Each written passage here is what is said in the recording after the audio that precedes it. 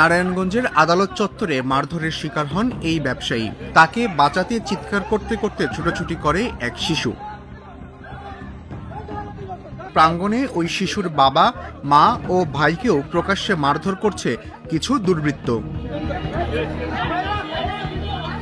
হামলার শিকার ব্যক্তিটি নারায়ণগঞ্জ সদর উপজেলার ইসদাইর এলাকার ব্যবসায়ী ইরফান মিয়া। ২৬ অক্টোবর দুপুরে একটি মামলায় সপরিবারে আদালতে হাজিরা দিতে যান। ওই সময় ইরফান মিয়া, তার স্ত্রী রাজিয়া সুলতানা ও তাদের দুই শিশু সন্তান জিদান ও আবদুল্লাহকে মারধর করে কিছু দুর্বৃত্ত।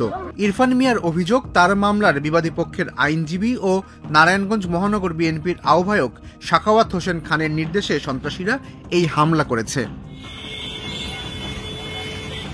হামলার পর অ্যাডভোকেট সাখাওয়াত হোসেন খান সহ ১৪ জনের বিরুদ্ধে থানায় অভিযোগ দেওয়া হলেও পুলিশ মামলা নেয়নি বলে অভিযোগ ভুক্তভোগীদের।